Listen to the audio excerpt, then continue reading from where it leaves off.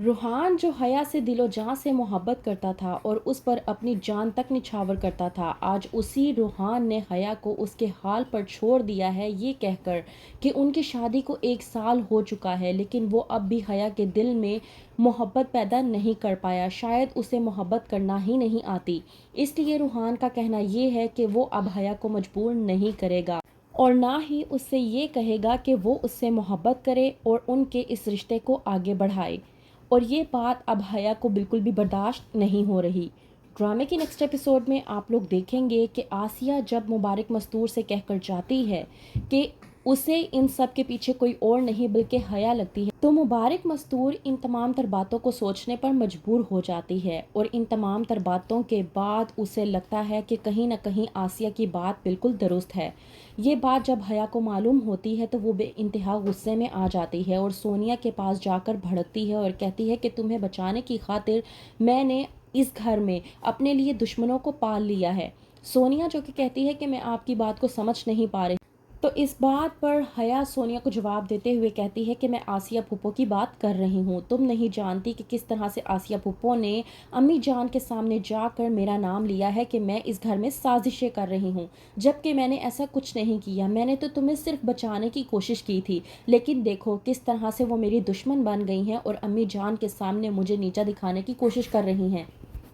वहीं पर मुबारक मस्तूर जो सब घर वालों को अपने पास बुलवाती है ताकि उनसे बात कर सके। मुबारक मस्तूर कहती है कि मुझे एक बात बताओ, क्या मैंने इस घर के फैसले कभी ठीक तरीके से नहीं लिए क्या? इस बात पर अफाक और ज़रार कहते हैं कि क्या बात हो गई है अम्मी जान जो आप इस तरह की बात कर रही हैं आज।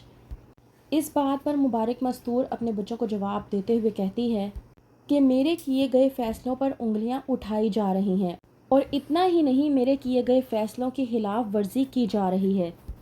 इस घर में उस चीज़ पर उंगली उठाई जा रही है जिसका इख्तियार सिर्फ मेरे पास है। मेरी बात समझो, अगर घर का सरबरा कमज़ोर हो तो घर बिगड़ने लगता है, यही नहीं घर पूरी तरह से तबाह हो जाता है। ज़रार, अफाक, रिफ़त और साइमा इस बात को समझ नहीं पा रहे होते कि मुबारक मस्तूर आखिरकार क्या कहना चाह रही है।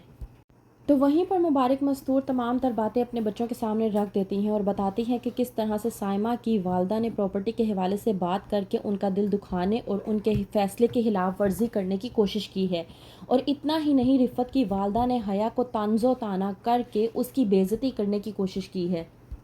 इस बात पर रिफ़त कहती है मुबारक मस्तूर से कि अम्मी जान, मेरी अम्मी ने हया से जो भी बात करने की कोशिश की थी मैंने उसकी माफ़ी हया से मांगी थी, पर मुझे इस बात का अंदाज़ा नहीं था कि हया इस तरह से बात बढ़ाकर आपके सामने पेश कर देगी।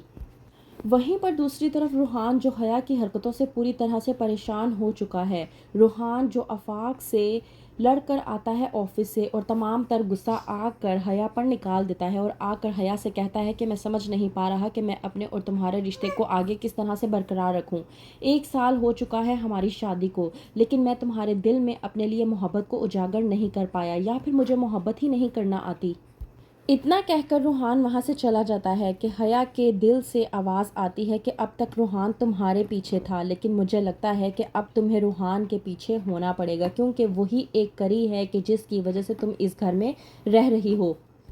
हया अपनी सोचों में गुम होती है कि उसे अचानक से इरम का चेहरा शीशे में दिखाई देता है, जिसमें इरम हया से कह रही होती है कि तुमने अब तक जो कुछ भी किया उसमें तुम पूरी तरह से हार चुकी हो। अब तक तुम्हारे हाथ कुछ भी नहीं आया और मोमानी जान तुमसे पूरी तरह से बदगुमान हो चुकी हैं। और मुझे जो तुमने नीचा दिखाने की कोशिश की थी, तो देखो आज मुझे ये घर भी मिल गया और मोमानी जान की कुर्बत भी। तो क्या करेगी हया आगे, कौन सी नई चाल चलेगी, जानने के लिए देखते रहिए ड्रामा सीरियल हया।